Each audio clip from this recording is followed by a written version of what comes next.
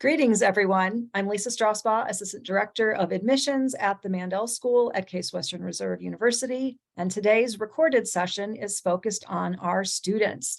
Today, we have assembled our student ambassadors who are all first-year students at the Mandel School, and they are here to answer pre-submitted questions, as well as answer individually submitted questions through the chat. I do have a couple of slides that I wanted to work through before we begin with our students. So I did want to bring to everyone's attention that we are having a Paying for Graduate School webinar this Thursday, so 2 days from today at 7 p.m. Eastern Time. Registration is still open for that webinar. If you would like to join us, Julie Painter, our Assistant Director of Admissions, Financial Aid, will be focused on that. That will tend to be focused more on federal financial aid and a domestic student perspective in terms of financial aid, and it will cover some information about scholarships. For those students who might be joining us who are interested in the intensive weekend, we do have an intensive weekend specific information session on the 24th. And for those students that are interested in our nonprofit organizations, either a master's degree or a certificate, we do have, once again, an information session. You are welcome to join. You absolutely are most welcome to join our conversation here, but just wanted to make people aware of those two opportunities. And for our admitted international students, we have in the works a webinar with a confirmed date and time. Registration isn't quite yet open, but the date and time have been set. So those that event is Wednesday, March 15th at 9 a.m. Eastern for admitted international students. So please do mark your calendars, and when registration is open, we will let students know.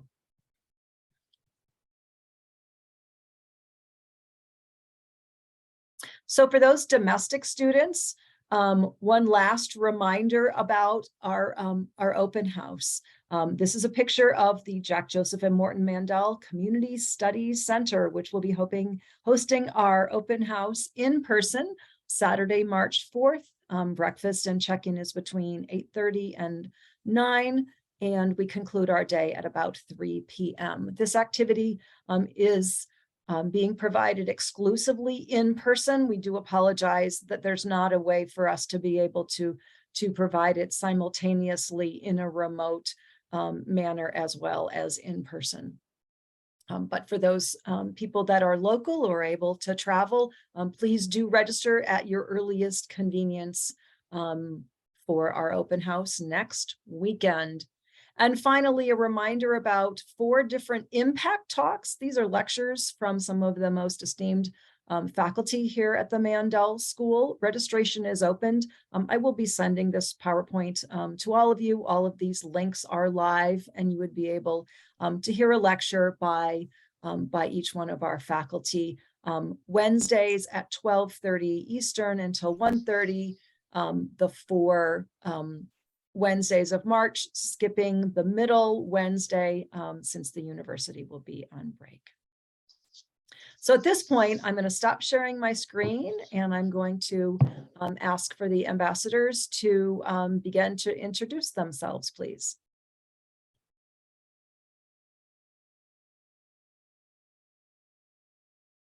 Agatha, can I have you kick us off? Hello, everyone. My name is Agatha Adobamen, and I'm a current Mandel student specializing in clinical social work, particularly specializing in health and well-being. I studied economics and statistics in Nigeria at the University of Benin for my undergrad. And I also did a program in the United Kingdom. I have a postgraduate certificate in education and have worked with children in the past as a math teacher. Currently, I started my MSW program last fall, and I've gained a lot of experience working with seniors in my internship. And it's really been a very great time and a great opportunity for me, because I've seen seniors undergo therapy and rehabilitation, and it has really informed my decision to go into health and be a change agent in the health sector.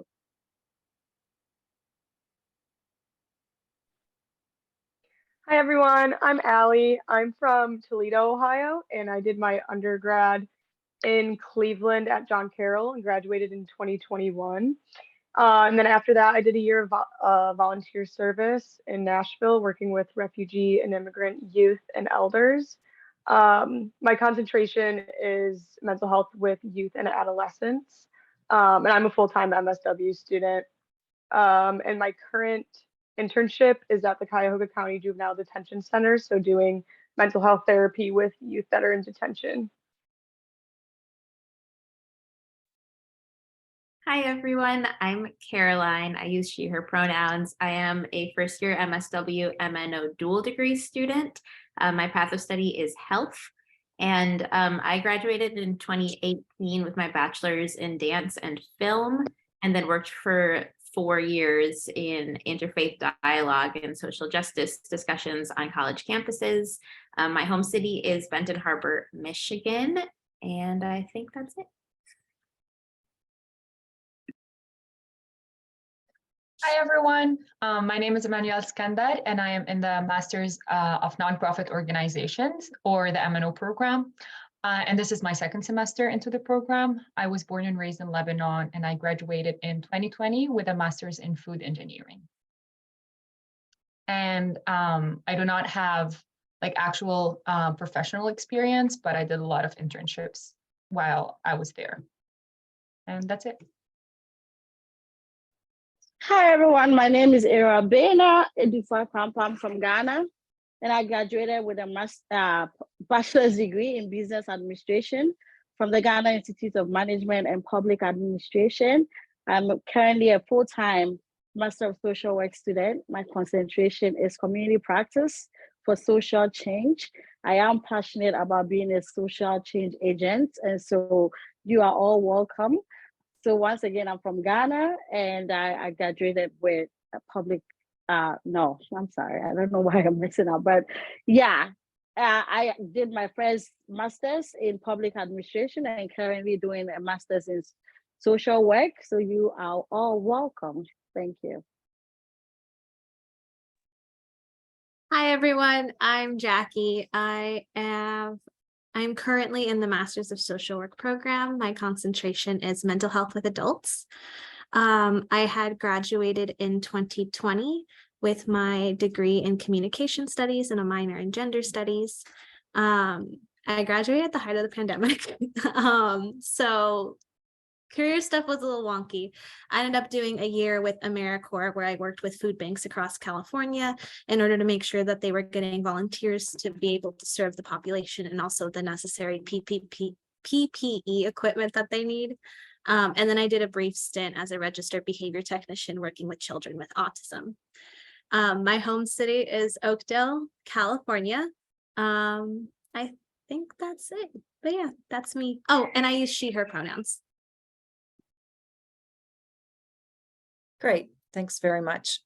All right, so I'm going to start reading off some of the questions that you all have pre-submitted. So our prospective students have wanted to know, what are your favorite things about the program? It's a very wide open, you can talk about curriculum. Let's keep it more to academic matters and the Mandel School, not necessarily student life outside of Cleveland issues. Let's just talk about the program right now. I can answer that. Oh, go ahead. Okay. I would say one really great thing about the program is the professors here. I feel like a lot of our classes are really difficult. There's a lot of challenging topics that you're discussing in social work school in general. But I feel just like so supported by all of my professors. And I feel like they really are so passionate about social work as an area, social work like the ways that we can make change, and also just like want us to be successful, and we'll just go above and beyond to make sure that that happens.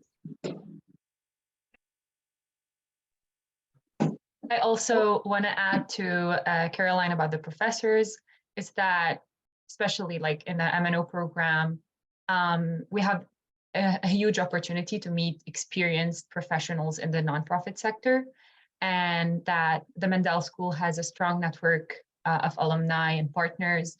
And this provides us students with valuable networking opportunities and potential job prospects, talking from an experience. So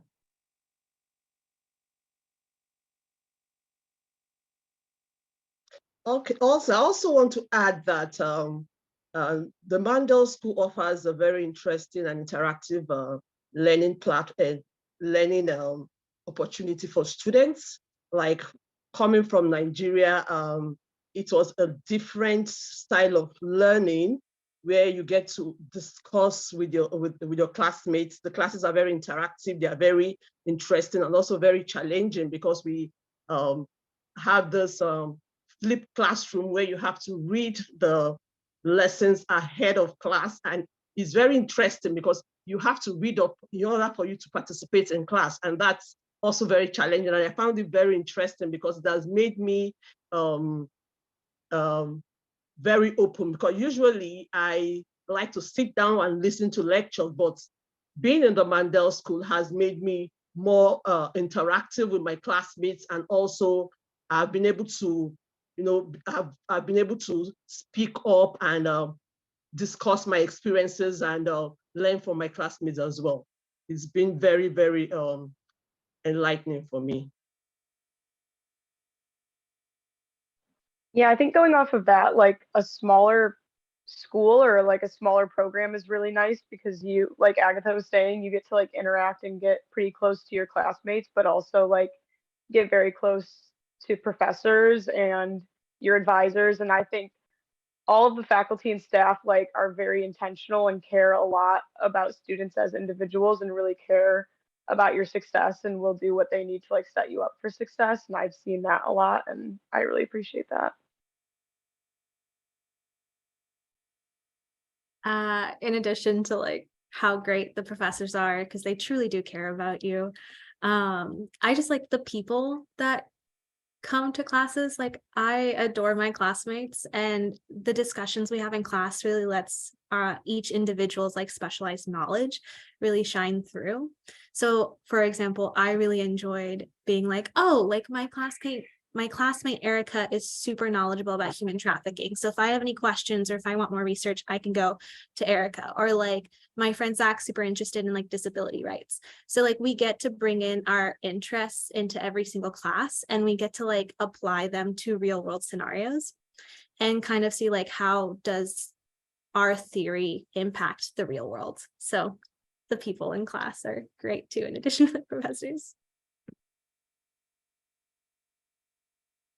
Okay, excellent. Any other comments? Yeah, right. I think that going Yes, off of what Agatha said, I think that the classroom activities are great. We get to discuss in smaller groups, and this helps us socialize and get to know everybody, especially within the first semester where you don't know anybody and you have to find a way to socialize, make friends, and discuss specific issues. I was able to share most of my experiences in Ghana with my classmate, and some of them had not, proud knowledge, but at least I gave them more knowledge about Africa and about Ghana. And so this helps both international students and local students socialize and come to appreciate each other's culture and be able to learn from each other. And even the professors are very welcoming, so you can go to them anytime, and great resources from everybody at the Mandel School, and I would recommend it for everybody. Thank you, Arabina. Those were excellent comments, and thank you to the rest of you. And so now we know that no organization can be perfect. We are proud of the faculty and staff. We are proud of the curriculum and all of the offerings, and yet we know that we're not perfect. And so someone wanted to know, what do you like least about the program?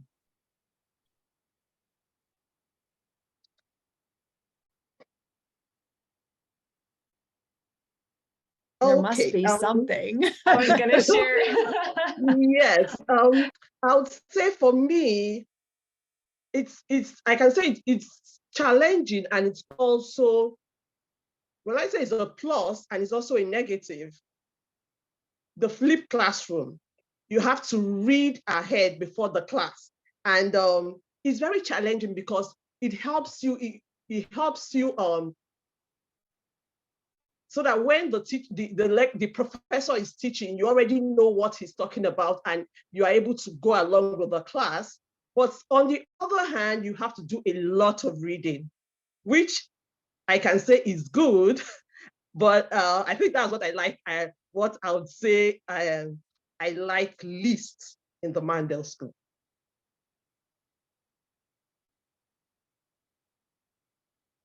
Okay, others? I'm gonna share something like common in every graduate school, and I would say tuition. Well, actually, graduate education can become really expensive, and this is why we call it an investment in the future.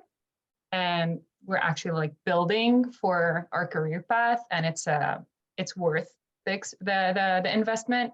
And however, I really love about the Mandel School how they can help you to arrange financial aid and scholarships, and they tailor their help to each student and their needs.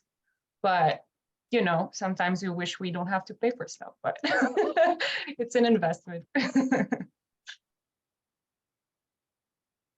I would say, and I think similarly, this is the case in every MSW program. There's just a lot of content that you have to learn in an MSW. And so I think the thing that I struggle with the most is I just wish I had more time to like really discuss every topic that we have. And because of how accreditation works and how much there has to be in the curriculum, we just don't have like the time to spend as much time going in depth into every concept that we discuss. But I think that's something everywhere. Mine is also probably something you find everywhere, but I think like the generalized year is, sorry, my cat muted my computer. But having to take generalized classes, I think sometimes is tough because I think you come in with like, or sometimes you come in with like a clear path that you want to follow. So you might be not as interested in other forms of social work. Like I'm very direct practice oriented. So sometimes community social work classes are harder for me, but it's obviously valuable to learn every part of the field and get some insight into that. But I think sometimes that's difficult for me to try and invest in. Yeah, I want to go off of what Ali is saying. Yeah, definitely. The first semester was more or less that you have to figure out what you really want to do. Even though it was challenging, it helps you find your perfect like pathway so that you don't miss your spot. So it's challenging to do a lot of courses, but it helps you decide exactly what you want to do. So you can come in as a community practice, and at the end you'll be like, I think I like health. And you have great options. You can just move. And that is one good thing about Mandel School, because immediately you speak to Lisa that I want to change my path. She's like, okay, let's talk about it, So that is the good part. You will do a lot of courses, a lot of pathways, but at the end of the day, you get to decide what you do eventually. And that is good. So yeah. Mine is similar to what everyone else has kind of said, which is just like the amount of content. But again, you're going to find that in any MSW program. But for example, like our first semester was 18 credits. So that was a lot coming in and like, being reacquainted to like higher education, because I took a 2-year gap year, and then coming in and then having 18 credits to like, immediately like start to adapt and like get ready. But again, like these courses are important, and it's important to like have a good, strong foundation for your generalist so that you can build off of that for your specialist year. But yeah, grad school, man. All right, these questions are a great lead-in to the question about the transition. Can anyone talk about specifically the challenges of their transition? Obviously, some of you are from Ohio, some of you are from the West Coast, some of you are from a different continent. So if one person from each one of those three categories could speak to specifically the biggest challenges to grad school life, unquote, was the question. I can start. I'm from Ohio, so didn't have and like new people from undergrad, so didn't have a ton of those kinds of struggles, but I did take a year off between undergrad and graduate school. And so I think I was really worried about like what that transition back into school from like a 9 to 5 was going to be like. And I think you just have to relearn like time management skills and like how to prioritize certain things. So I think like getting back into like how to prioritize what content you're going to focus on. And like Agatha said, it's a lot of reading, but like maybe if you know you're really invested in this class, you want to spend more time reading for that class, and for another class, you might just focus on like lecture videos or something like that. But just learning how to prioritize your time and like time manage, I think was probably the biggest adjustment for me. And then also like fitting self-care into that and like realizing that it's not going to be the end of the world if I don't finish all of the reading tonight, if it's for me to be able to take care of myself, and like that's okay. So I think balancing schoolwork and self-care. I'm going to speak on behalf of, coming from a different continent. Being an international student here becomes really challenging because everything is changing, culture shock, season change, the cold, the snow. And when it comes to, academic expectations, graduate level classes require more extensive reading, like Agatha mentioned before. And back in my home country, all the classes are lecture-based. So I was used to different expectations and workload to an extent that I felt like an imposter inside my classrooms. I felt like, what are they talking about? So it was kind of challenging, but I eventually adjusted earlier than I planned. I still go through ups and downs, of course, because I changed country, I changed people, friends, and everybody. But like Ali also mentioned, like I managed my time, I scheduled my readings, and I broke all chapters and articles into smaller and more manageable chunks, which really helped me a lot. And also the student services at the Mandel School offer support for international students. So the first semester, first month of the first semester, we had to go every Saturday, all international students at the Mandel School, support each other and to share more about the challenges that we face as international students. And they were really helpful. I can go next. So I'm originally from California. So moving to Ohio was an adjustment. Emma mentioned the snow. I would have to combine answers with like Emma and Allie's. So Allie's with the time management. I had a 2-year gap year from when I had graduated to when I enrolled. And so it was a lot of adjusting from going a 9 to 5 to, schoolwork and also an internship and, what other personal responsibilities that I had. So it's a lot of relearning time management in the context of academia. And then the other thing was like homesickness, like my family's, in California, all my friends were are in California. So the transition of like moving across the country and, adjusting to having seasons, completely new to me. But I think just like homesickness and then time management.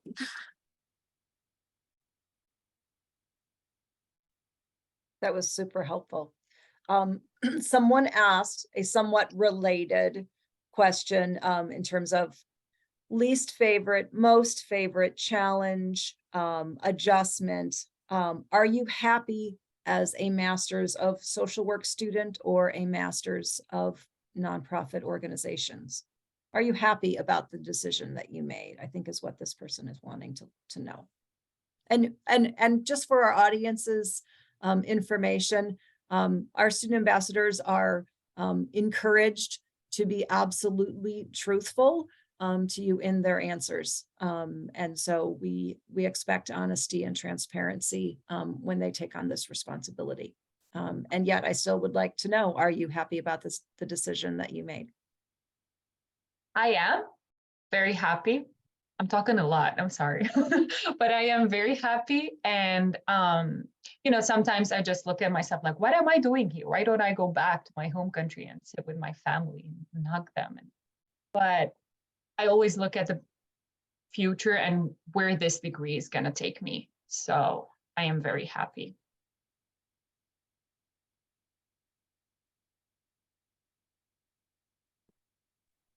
Yeah, I'm a huge, sorry, Caroline, you go.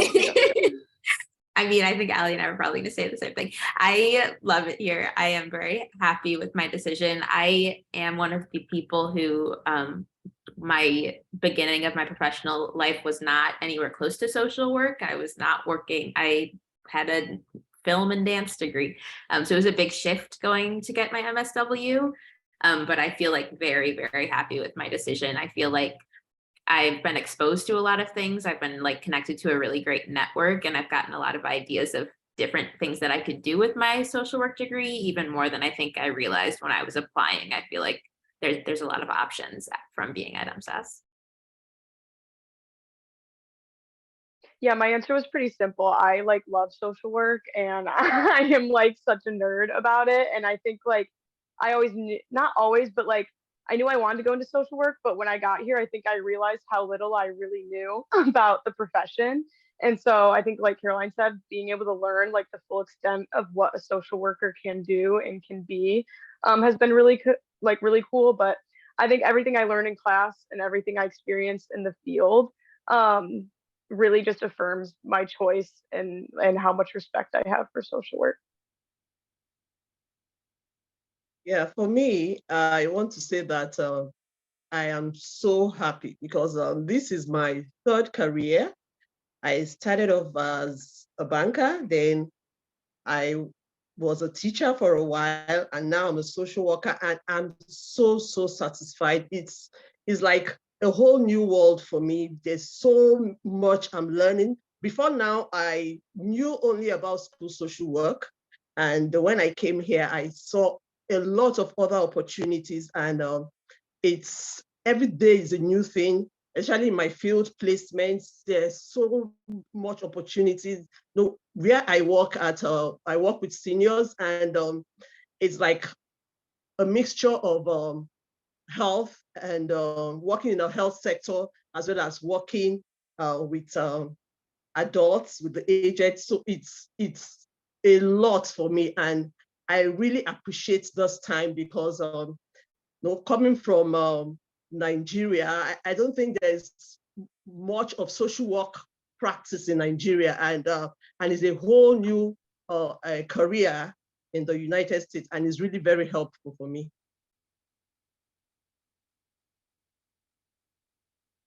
Okay, if no one else has anything else to contribute, Agatha had a great lead into a question.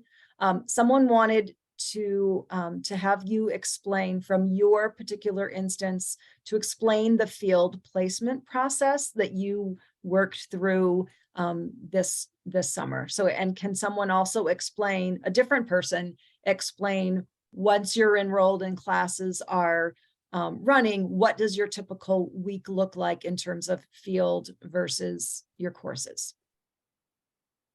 Okay, for the field placement, students are usually assigned a field advisor, to help you navigate through the process of identifying the organization that you want to work in that would align with your path, because there are usually different paths of study.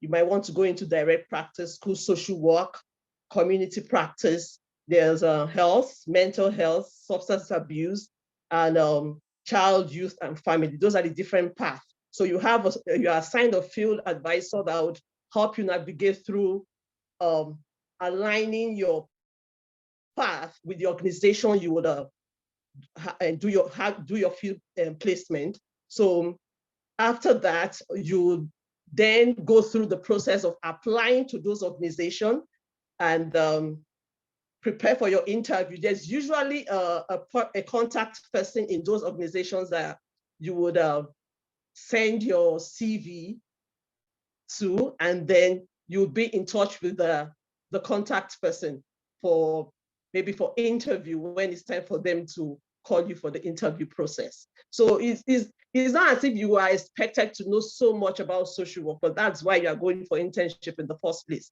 What you need to know is study about the organization so that you are able to, it's just proper for you to know about the organization you want to work in. And most times in class, we talk about our field placement in class. We discuss how we can, how we apply what we learn in class, the theory, to the hands-on activity we carry out in our field placement. So it's a blend of two. And also in class, we discuss how the field placement, how we interact with our clients in the field placement, and how we also apply what we have taught in class in the field placement. So it's really a whole lot of experience, and it opens up a lot for you. It's really very helpful for me as a student, really. I'm really learning a lot. Yeah, going off of what Agatha is saying about field placement, we are usually assigned to a field instructor, as she said, and then we do have specific days that we go for field work. So it's not the whole week. You do have like 2 days for classes and 2 to 3 days for field work, which is great. So your classes are scheduled, and then your field placements is also scheduled. The field instructor would also give you options in terms of which organizations you should reach out to. So you are not on your own. You will receive all the guidance to be able to secure a good placement that is fit for your career or for your prospect in the future. And then we do have a course that is actually for field. And so all students are allowed, or it's a safe place to discuss what is working, how can I improve, and then we are even to discuss the organization in totality, so that if another person wants to move to that organization in the next year, they are allowed to do that.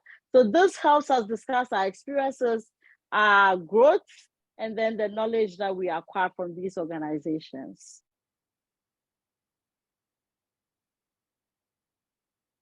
I can jump in to discuss a little bit about what my week looks like for the second part of that question.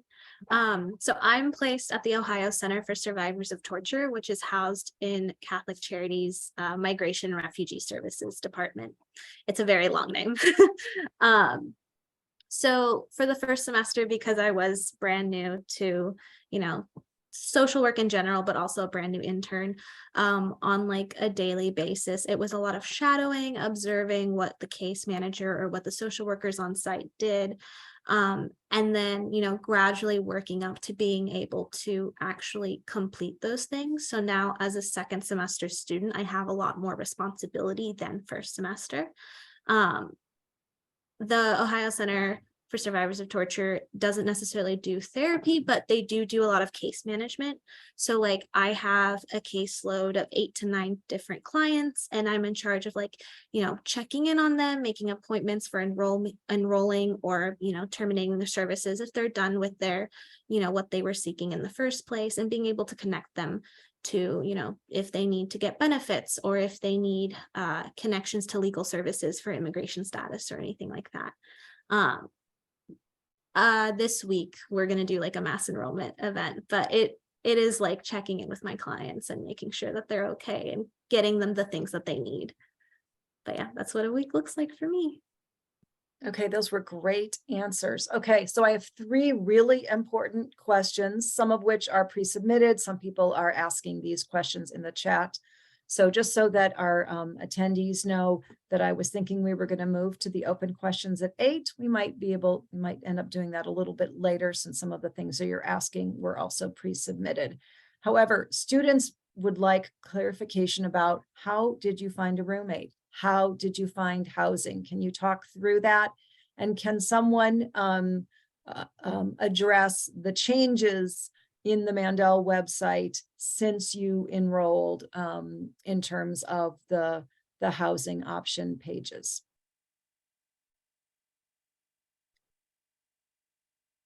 I can go and speak for the international students. So yeah, I'm from Ghana, and so I have a roommate who is from Ghana and had to come in fresh in the system. So it was a fresh experience for him. And there's a Facebook page that is for Case Western that you can easily find a roommate. So I'll find it and put it in the chat. If you can enroll, I mean, you have to go through a process to join, but it is a good resource for you to get a roommate. Aside that, there is word of mouth. You can speak to somebody, reach out to our admissions office, reach out to student ambassadors. They might know an opportunity for you to get housing. My roommates reached out to me through email because you're able to see all our emails. So reach out to somebody. And so he reached out to me, and I knew that I had him in mind when I was looking for a place. So that is how it works. You have to start early so that you don't run out of time, but be patient too, because in the United States, you have to put in an application, they have to review it, it's a process. So start on time so that you're able to secure a place before you move to Cleveland. Once you come here without an accommodation, it's going to be a little bit different. But even that, there are resources in place to get accommodation, but for a few days. So it's not permanent. It's a part-time accommodation. So yeah, that is my experience. You can reach out to everyone in the Mandel School. Everybody is helpful about housing. So international students, reach out to me, reach out to all the student ambassadors, and we are all going to help you secure housing before you get here so that you don't get stranded. Can I add something to what Rubena said? There's also a roommate finder now on the website. I don't know if Lisa, you could link the link on the chat. I can't find it, which is also helpful, just to add.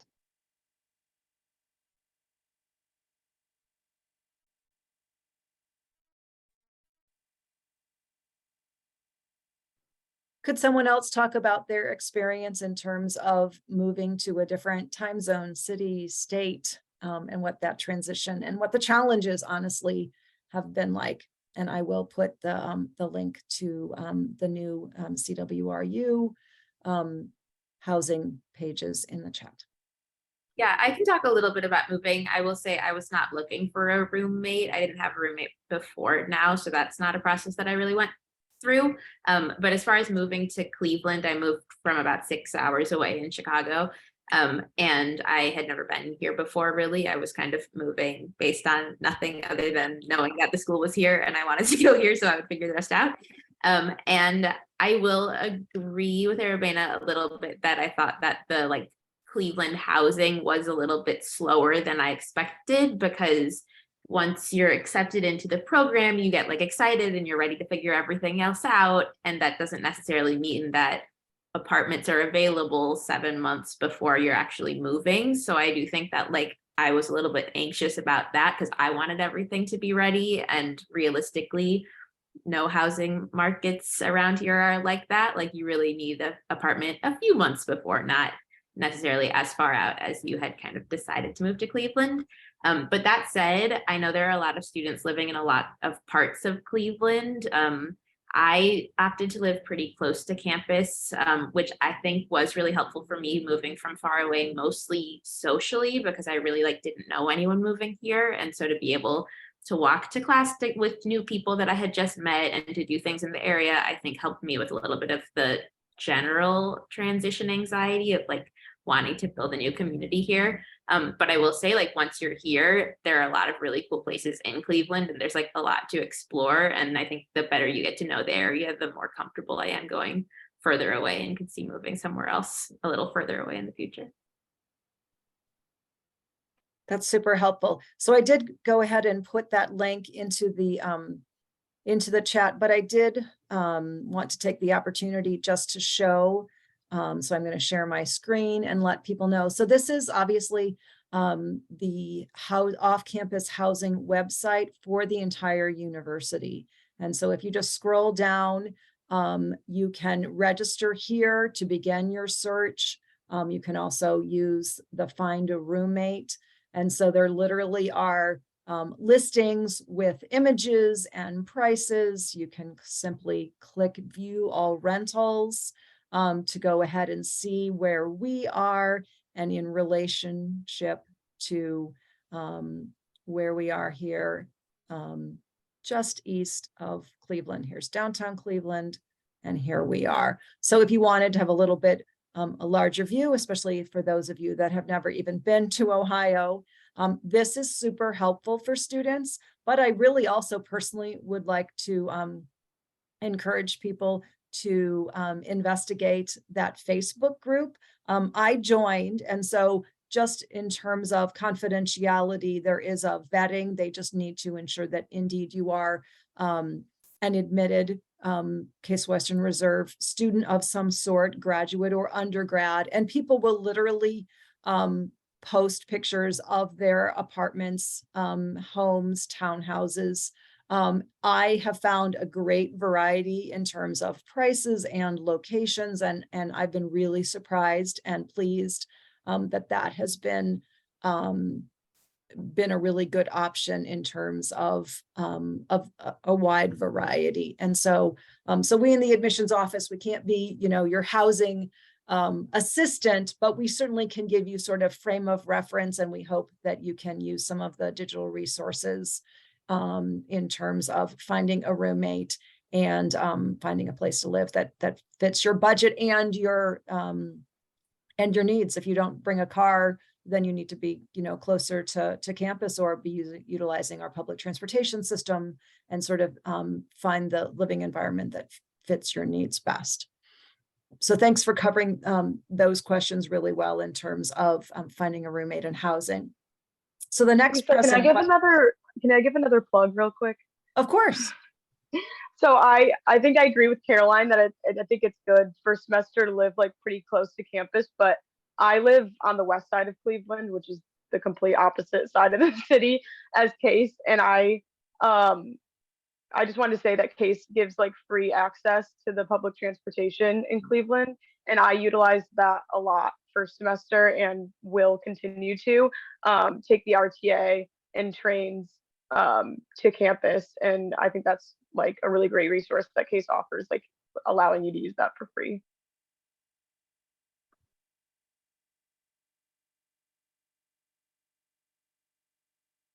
Okay, so there are two pressing important questions. Can you talk about, and we understand that everyone's financial situation is different. We have people that will be, what we would have called as in the undergrad world, commuting to their full-time attendance at the Mandel School. Some people will need the financing to live independently, and some people are obviously relocating to another country. And so therefore the financial burdens are unique. And so this venue, we're not going to be able to answer everyone's circumstances, but can you talk a little bit about how you're able to cover your costs? Do you have enough time in your week, in your month, to have a part-time job? What's your understanding, if not you, but other students that might have graduate assistantships or research positions with one of our research centers? And so if everyone can just address that as broadly, but as personally as they're able. Thank you. I feel like I'm talking a lot, but I can say I was told by a lot of people not to get a part-time job first semester, and then I got a part-time job first semester, working at a bar late at night because that's what I knew how to do and it seemed like a chill, easy thing. I quit after about 5 months because trying to maintain a late night schedule while being a graduate student was way harder for me now in this place in my life than it ever has been like in other places of my life. So I would say, at least in my experience, like having a job that's on campus that's within a 9 to 5 kind of thing feels far more sustainable to me than like waitressing or something on the side when your hours are going to be so different from your class schedule.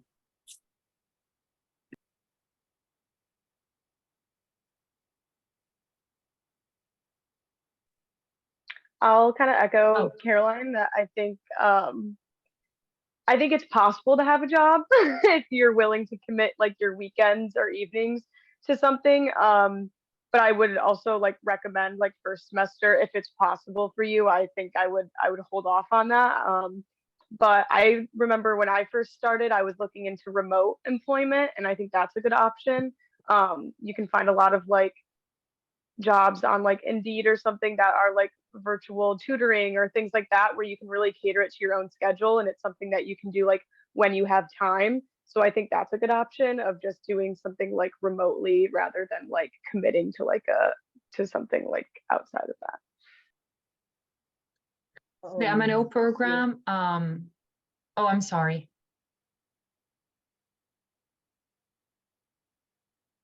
Okay, for funding, I know that Mandel School is very, very generous with funding for all admitted students. But I think that to get extra income, it's okay for students to work. But I would say, like Ali said, it's advisable, especially for international students that are just coming into Cleveland for the first time. I think you should give yourself time to settle in, because it's a new environment, new people, new culture. So, and it's also advisable to come in early so that you can settle in, then get to know your environment first. Allow yourself time, to understand the system, the way things work for the first semester. Then maybe for the second semester, you kind of get a job. There are lots of opportunities for employment on campus. You have the Handshake, is an employment platform where students go to, students have access to job on campus and also from different areas. So it's okay for students to work. It's just for you to be able to plan your time and give priorities to your studies, which is why you are on campus in the first place. But then if you plan yourself, I think you should be able to work, especially from the second semester.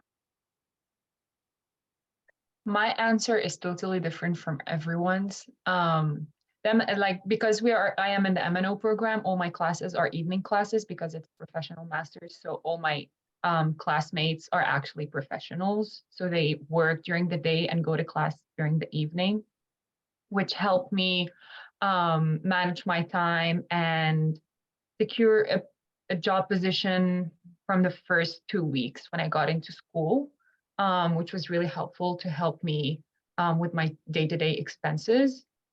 And as international students, we're only allowed to work on campus. But the school is really helpful. The university as a whole is really helpful with, putting job opportunities everywhere. So for M&O students, I would recommend they find a job right away, because you feel really productive, and it's good that you could actually finance your daily expenses. So that's excellent, Emma. I'll just take the opportunity to clarify for people that when you start the MSW on-campus program full-time, as mentioned by one of the student ambassadors, it is 18 credit hours.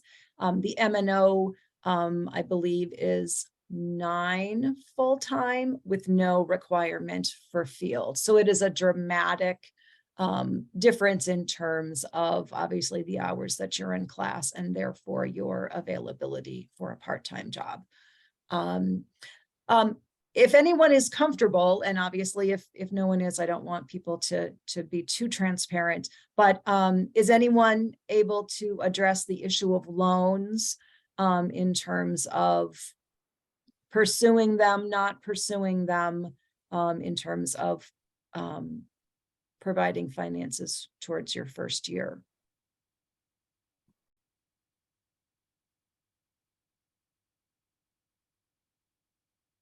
Okay, that's a pretty I think that, Oh, I think that question might have been international student specific, so I just didn't want to jump in.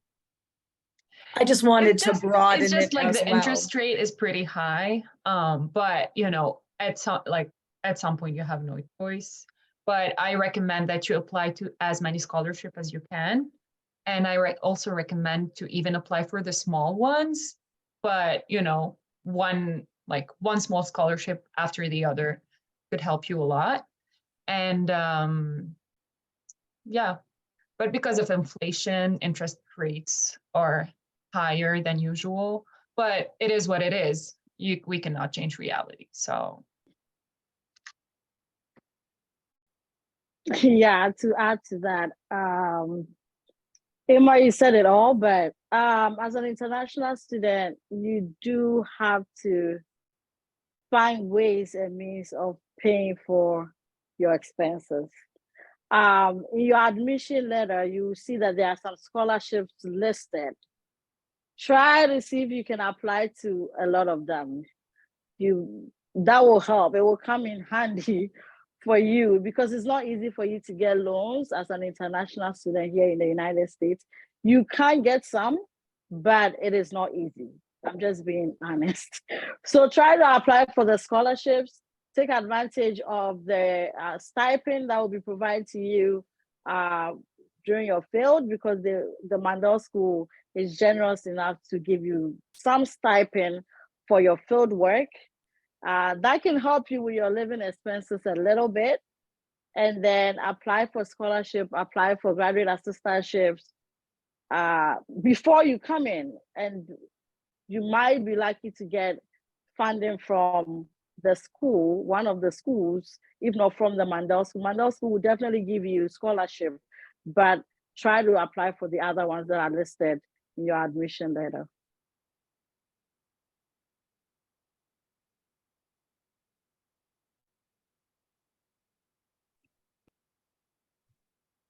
Does anyone else want to comment about finances or jobs? Oh, there was a question about the stipend.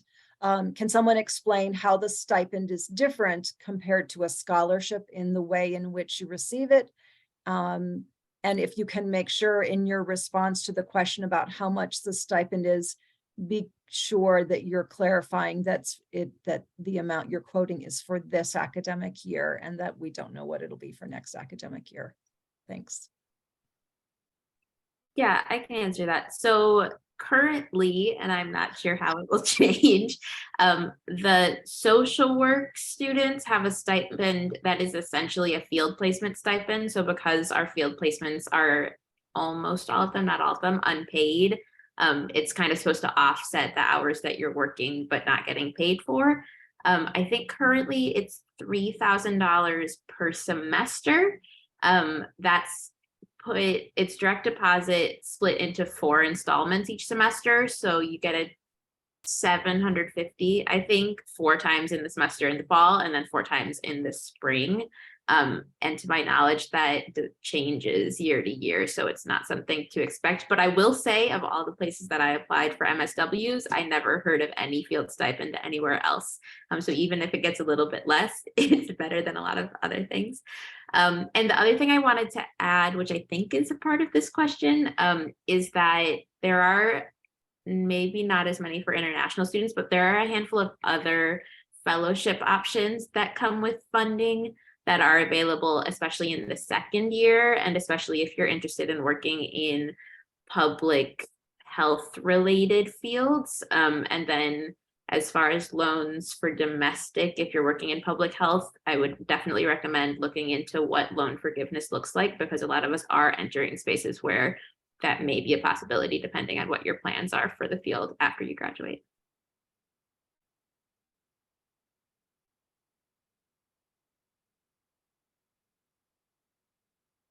So I'll just clarify from the administrator's point of view and just confirm that indeed that the field stipend this year, which is awarded to all on-campus full-time only MSW students that are engaged in a full-time field experience, that they do receive $3,000 per semester. Last academic year, it was $1,000 per semester. That is always paid directly to a student. You just need to fill out a little bit of paperwork in terms of to enable that to be a direct deposit. So that's paid for you essentially. You can put it towards your tuition bill. You can certainly put it towards your rent and utilities, food, etc. And that is dispersed to you throughout each semester, as opposed to your scholarship is immediately removed from your tuition bill once you are a matriculated student. And so, as everyone should be aware, if you are an accepted student on this phone call, that in your acceptance letter, your scholarship amount was listed.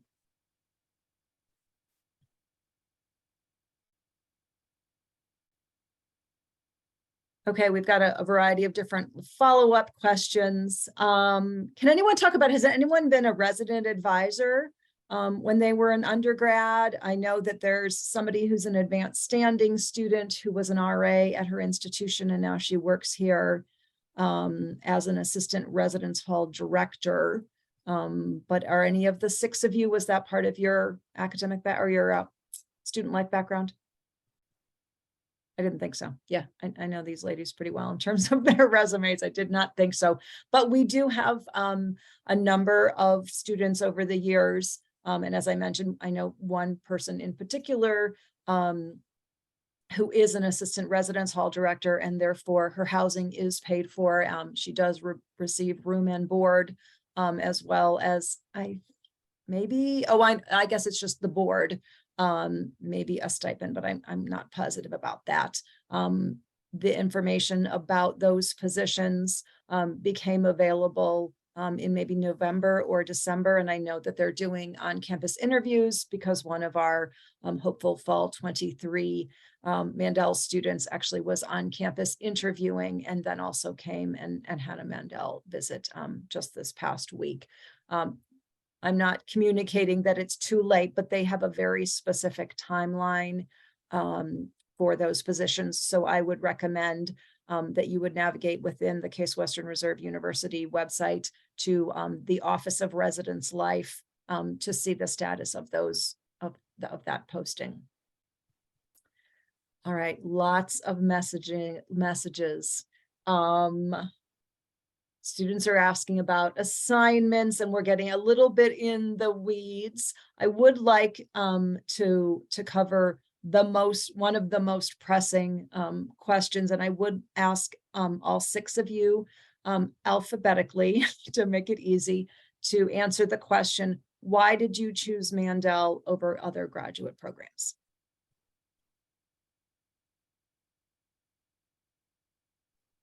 Agatha gets to go first. Okay.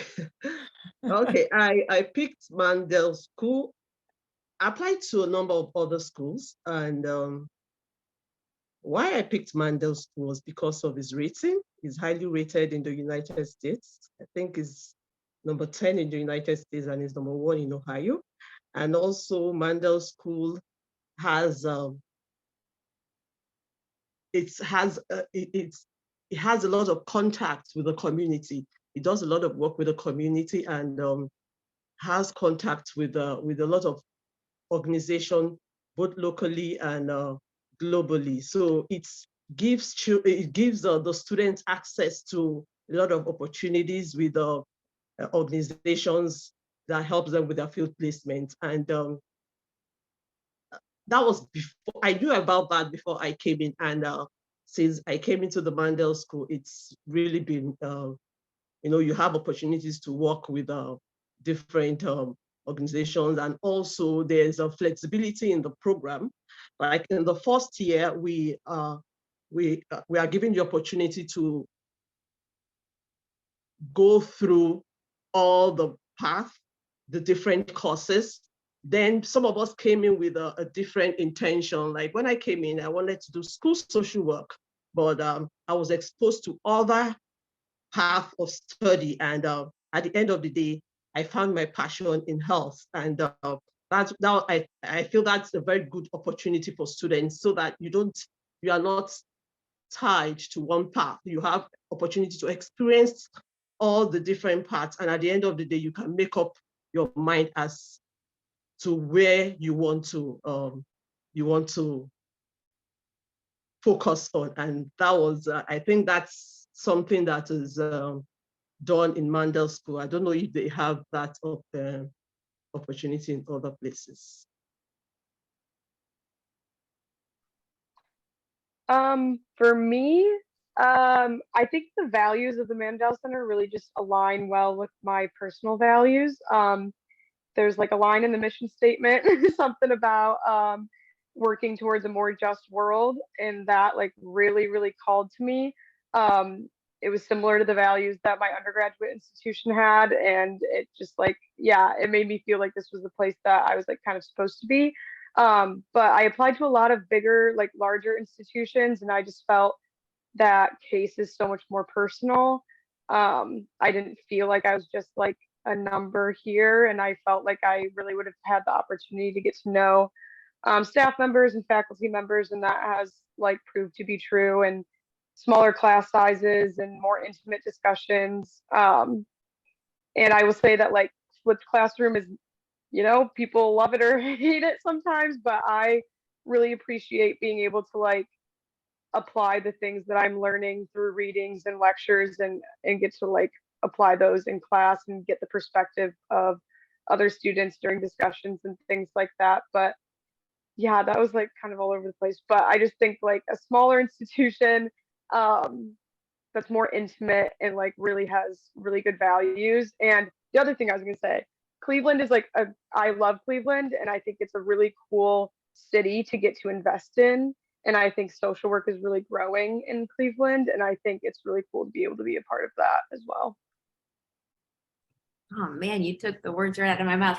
I think when I was looking at schools, and I was really trying to stay kind of in the Midwest, but I applied to a number of schools. And one thing that I heard often when I was speaking to other people who had MSWs, but was to be thinking about like the community that you want to be doing field work in, because you are spending a lot of time in the community, like investing in the community. And so you want to be, I wanted to be learning in a place where I also felt like I could like have an impact and learn from the place. And I think Cleveland is a perfect city in a lot of ways to be in a social work program, because it has a lot of challenges. It's like in a growth phase. There are a lot of people trying to do a lot of things here in a variety of different areas. But I think a lot of the things that we're learning in class are just like very easy to see here in Cleveland. And so I think that's just like a really important thing to be thinking about. And I think like Chai, our first week kind of orientation, does a really good job at teaching you about the community that you're moving into, so that you understand the impact that your organizations are playing a part in. So that was, I think, honestly, the biggest thing for me. Oh, it's my turn. So I was looking for opportunities outside my home country, and my aunt lives in the area, and I was looking for graduate programs around her, and she suggested Case Western. So as I was looking into the graduate program this university offers, and I saw the Mandel School, and I dig deeper into the MNO program, and it just felt like that's the thing that I really want to pursue. I have a passion for nonprofit work, and I have an extensive volunteering experience in various nonprofits in my home country. So as I was reading more about the MNO program and the rating of the Mandel School, of course, I just felt that I could go places through the connections that we built, like that the Mandel obviously showed that it offers, and it actually does. And I think that's it. And I had a background in food science, engineering, and I just didn't know where to go after graduating because I didn't find myself in the like being behind labs and working in the science field. So a nonprofit management degree with the background in food science is something that you know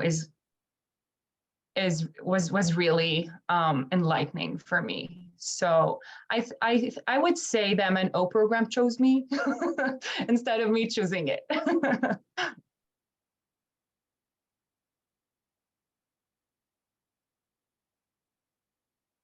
Okay, Jackie, you're wrapping us up. Why did you choose the Mandel School? So my situation is a little unique. So Mandel is actually the only school of social work that I applied to. When I was applying for graduate programs, I knew that I wanted to go into mental health and I knew I wanted to be a therapist. And I wanted to do direct practice. So I looked a lot into like counseling programs for like LPCCs. And I kind of dabbled in like the MSWs and stuff because I had done AmeriCorps, and AmeriCorps has like a list of universities that partner with that organization that will match that grant that you get the Siegel Award. So I kind of went through the list and I like was compiling a bunch of universities that piqued my interest, and Mandel was, piqued my interest because they just like the program sounded amazing. Number nine, right, in the US and number 1 in Ohio. Correct. Work put a lot of emphasis on the context that an individual being is in. And I, in the other programs that I applied to that focused, that were more specific in like psychology and counseling and stuff, I didn't see that they represented or like that they made, they tailored their curriculum to look at a person within context and looked at the biopsychosocial. And I thought that was incredibly important if you're going to be working with clients in their mental health, to like be able to acknowledge that like this person is a being and not in a vacuum. So that pushed me further into Mandel, but also they have great support systems. So for example, they have a student support specialist that you're assigned to at the beginning of the program, who's kind of like a student advocate and someone you can go to in case you need help. The small class sizes, which I think Ali mentioned before, and that all of the professors are like active in social work. So they have direct, real, tangible experience that they can share with us. And it's not someone who's been removed from the field for a while and isn't like 100%. Like these are active professionals who know what the current career landscape looks like. But yeah, that's why I chose Mandel. So yeah, why Mandel? I think that for me, I spoke to an alumni from the Mandel School. And so after doing a lot of research, looking at the ranking of the school, ranking in Ohio and in the US, looking at the number of students who are employed within 6 months of graduation, which is about 94%, that is impressive. And so getting the facts and speaking to an alumni gave me, assured me that I was going to get the best of education. I had been to a school with a large number of class, and the professors did not even know that I was there. But for Mandel School, it is very interactive. The class size is small, about 15, 16. And so professors know everybody, and we are able to interact with our professors. Professors have access to us and we have access to them. We reach out to them anytime when we do have issues. So I joined Mandel School from word of mouth from people, from alumni and students, from research.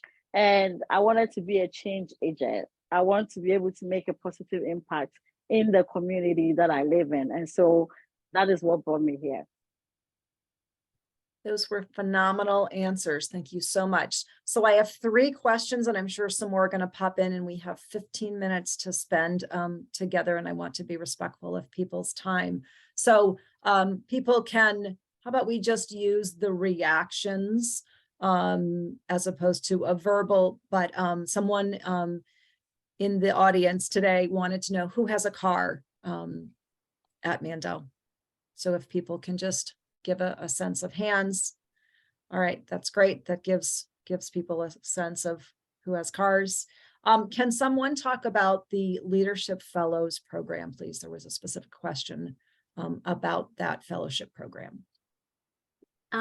So Caroline, did you? Yeah, okay. So I'm a leadership fellow.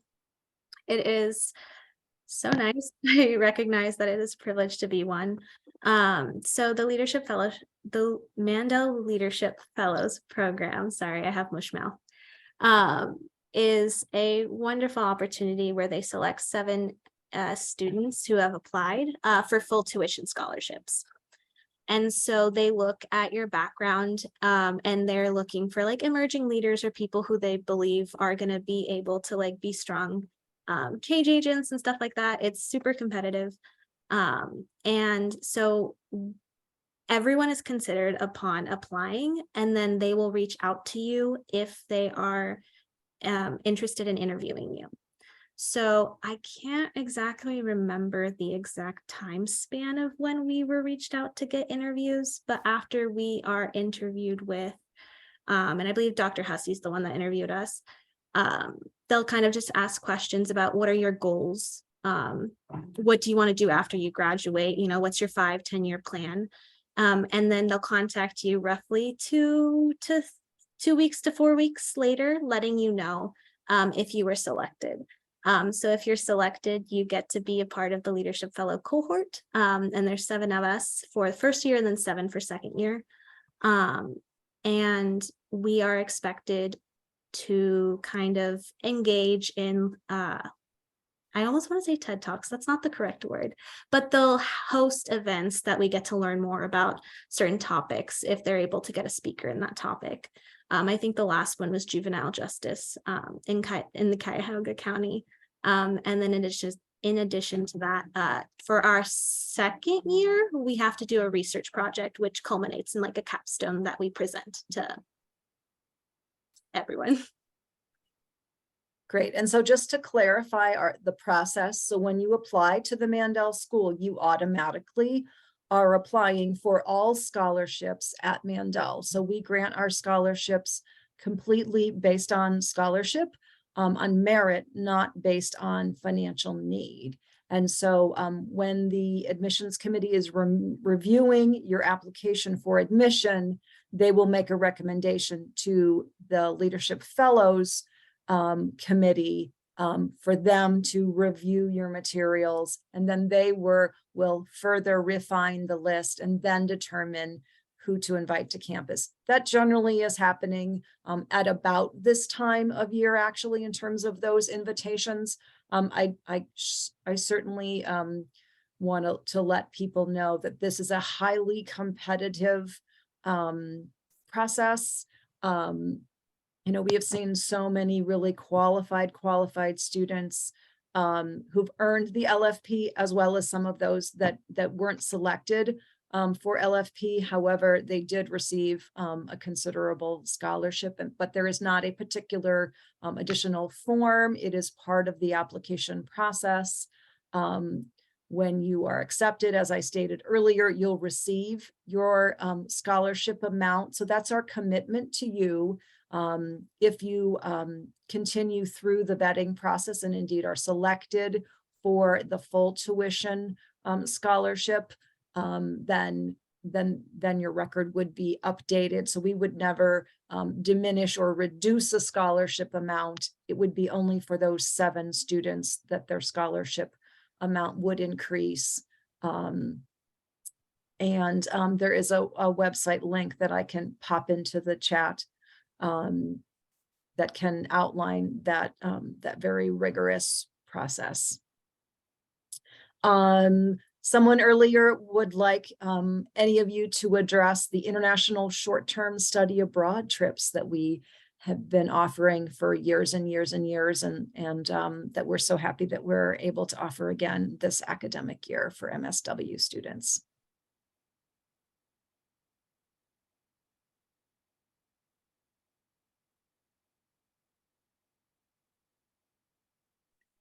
Okay, I don't think any of us have been on one, so it's equal.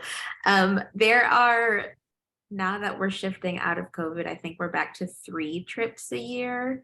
One over spring break, one over winter break, and one in the summertime. The courses are led by professors at the Mandel School, which I think actually is like a really cool part of it, that you get to spend time like outside of the classroom with some of these like very, very cool researching humans. This past trip went to Ecuador, I believe. There's one to South Africa coming up this summer. They all seem very, very cool. There's generally some sort of travel adventure-y kind of component, as well as some sort of like in-depth learning component and some sort of like volunteering area, doing some work wherever you are. That is, I think, all I got, but they sound really cool and everyone loves them. And they're in combination with undergraduate students. So generally there are both MSW students and younger students on the trip. Great. A question about the NMT and the HRSA fellowships. I am not sure, since HRSA is designated for second-year students or advanced standing, and all of you are traditional students who are MSW, you wouldn't obviously be qualified for the HRSA, but do any of you have any firsthand knowledge of one of your classmates who might have shared anything or anything in relationship to the trauma-informed certificate? If anyone is pursuing that, that would be helpful for the student. I am pursuing my trauma-informed certificate, which is nice for me in my concentration because the requirements for the certificate really overlap with the class requirements for the mental health track. So it's not an extra semester or anything like that. Pretty easy to get. It's only like 15 credits. So even if they don't overlap for you as much, it's easy to get with like a summer or something like that. And I just applied for the HRSA program. And I think and Jackie, if you did too, you can add on to this, but I believe it's aimed at trauma-informed behavioral health with children and adolescents. So there's certain field placements that fit into the grant, and that's an extra $10,000 stipend for your second year, I believe, and gives you a more in-depth training of trauma-informed practice within the behavioral health context. Yeah, so with I'm sorry, can I just provide an important clarification? So the HRSA stipend is $10,000 in replacement of the $6,000, not in addition to. Thanks. Sorry, Jackie, go right ahead. No, it's all good. So yes, the HRSA grant is something that you apply to in your second semester of your first year. And then if you're selected, you would receive that $10,000 stipend for your second year, which is your specialist year. Like Ali said, it's for behavioral health / mental health services. And in addition to, it's not just children and youth. They kind of look at the I can't say that word, transitionary ages of like 18 to like 25. So you are also eligible if you're doing mental health with adults. But yeah, it's a really cool opportunity. We're currently in the process of like figuring out if we get it or not. So stay tuned. And then for the NMT, I'm currently in the Trauma in the Brain series. So for the NMT fellowship, you have to attend Trauma in the Brain, which is throughout your first year of the MS or your Mandel experience. So it's a fellowship where you get to learn a little bit more about the neurosequential model of therapeutics. And so in order to be able to qualify for that fellowship, you kind of do once a month sessions with one of the professors or lecturers on campus, where you kind of read the book, The Boy Who Was Raised as a Dog. And through that, you kind of talk about how you would apply the neurosequential model of therapeutics with the case studies in that book. And then during the second semester is when you would apply for the NMT fellowship program. And then just so everyone knows, The placements that they would give you for that NMT fellowship do work with children. So I personally did not apply for the fellowship because I want to work with adults. So it is a really cool opportunity if you plan to work with kids. There also historically has been a substance use disorders and recovery component. These are obviously grant funded fellowships. And so it depends on the status with the grants in terms of the limitations and the opportunities in terms of what paths of study students are most appropriate. And it does certainly determine where your field placement is if it fits the requirements for the particular grants. But as Jackie so clearly stated, you do apply for those your second semester of your first year, unless you are an advanced standing student, and then you would be able to apply immediately because you will have already earned your bachelor's of social work. All right, so we have about 3 minutes here on the clock. I'm just going to share my screen in a moment, just reminding folks about some of the deadlines that are coming up here that are super important. So we really thank you for being with us.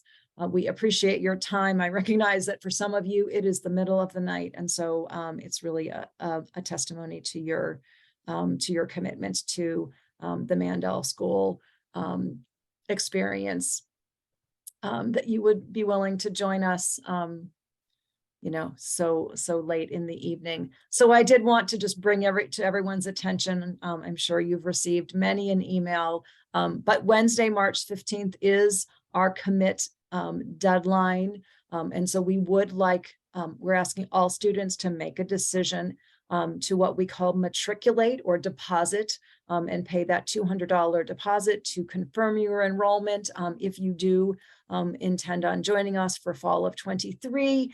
And then I added on to the slide or apply, because we recognize that there are some students perhaps that you have not made the decision quite yet to even apply. And so that March 15th is our regular deadline for applying. It also is a deadline for the application for our intensive weekend program. And so I certainly want to thank each and every one of you. I certainly want to thank Caroline, Arabina, Agatha, Allie, Jackie, and Emma, sharing their time and their expertise, their honesty. I know that there were some questions about sharing contact information. I will, I guess, let each person determine if they're willing to do that. We in the admissions office certainly are here to support you. And we look forward to seeing some of you at the Paying for Graduate School webinar this Thursday. If you are able to travel to join us in person for the open house next Saturday, March 4th, please go ahead and RSVP as promptly as possible for that in-person event so that we can be prepared for you in terms of food and space, and have the facility all set to welcome a large group. And I am going to put my contact information here in the chat. If you need specific follow-up in terms of the contact information of a particular student ambassador, I would be happy to find out if that person is open to sharing their information. We try to be as responsive as possible, although please understand, obviously they are very, busy Mandel students themselves. And so I certainly want to give them the discretion to be able to share their contact information for individual follow-up or to contact me. So I'm going to go ahead and end this recording. Please note that our system will automatically send you a recording of this event 24 hours from now. So please look for that in your email box. And I wish you a good day and thank you so very much.